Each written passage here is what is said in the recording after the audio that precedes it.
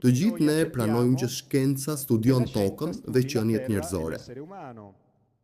Është një fakt banal ta thuash, por shkenca na thot gjithashtu, për shembull, që planeti Tokë është i rrethuar nga një fushë shumë e fuqishme energjetike, e cila natyrisht nuk është vetëm jashtë, por përshkon dhe kalon përmes materjes së planetit, i cili është si një çambela e madhe, me vrima në pole. Këtu e shohim të prerë, por në fakt është si një çambel, si një komerdare. Quhen brezat e Van Allen. Është një fakt shkencor, janë matur, dihet çfarë është energjia e të tjerë. Por, për shembull, pak njerëz e dinë që këtë lloj fushë energjetike e ka edhe njeriu, edhe ajo është matur. Ekzistojnë dy pika të fuqishme emetimi të fushës në trupin e njeriut. Njëra, natyrisht, është truri, por nuk është më e fuqishmja. Fusha e fuqishme është ajo e gjeneruar nga zemra. Madje, në nivel elektrik, fusha e gjeneruar nga zemra është 100.000 herë më e fuqishme se sa ajo e trurit, dhe 5.000 herë më e fuqishme në nivel magnetik. Zemra pastaj ka trurin e vet. Zemra njerëzore përmban nga 40.000 deri në 50.000 neurone, dhe kur ne identifikohemi, instinktivisht e prekim veten këtu, në gjoks, sepse kur e prekit këtu, ka një tjetër domethënie. Pra kjo fushë ekziston, është matur, por ne nuk e dim. Në spitale nuk flitet për të.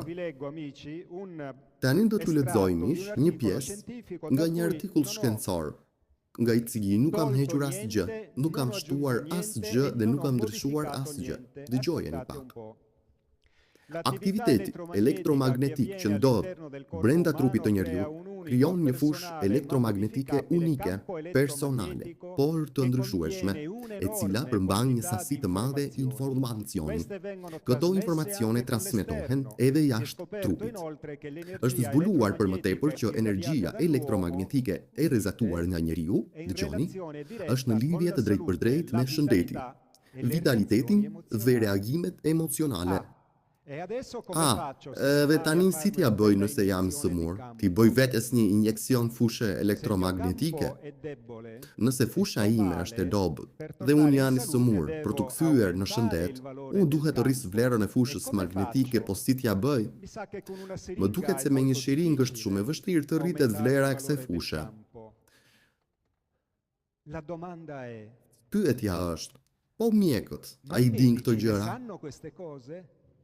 Jo, pjesa më e madhe nuk din asgjë, sepse shkenca është e fragmentuar. Prandaj, një mjek për të kuruar një njeri duhet të kuptoj fizikën, duhet të kuptoj fushat elektrike dhe elektromagnetike, sepse prej tyre varet shëndeti, vitaliteti dhe reagimet emocionale. Pra, depresioni apo humori i mirë varen nga vlera e fushës magnetike. Si ta rris vlerën e kësaj fushë? Kur ma than këtë, unë futa gishtin në prizë, por nuk funksionoi, u dëmtova. Trupi i njeriut është një transmetues dhe marrës i fushës elektromagnetike, e cila emetohet dhe modulohet në një brez që shkon nga afërsisht 1.5 deri në 9.5 MHz. E kanë matur, dihet, e njohin.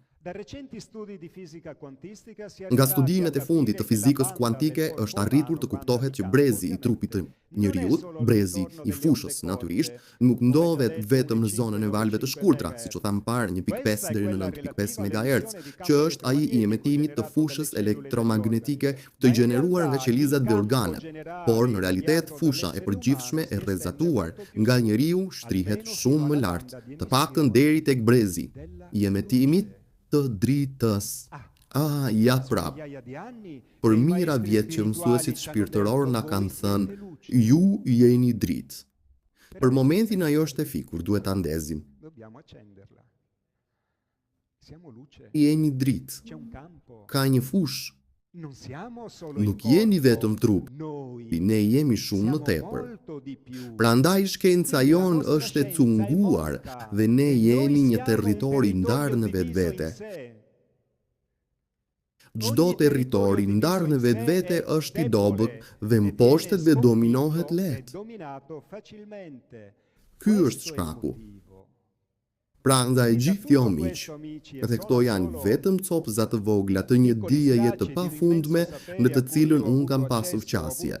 Kam pasur fatin të njoh shkencëtar që tashmë punoj në këto fusha të dritës që njeriu e meton, me pajisje teknike, por kjo nuk futet në sistemi spitalor. Sepse për ndryshe, si do të bënin ata të Big Pharmas për të na shitur helmet e tyre?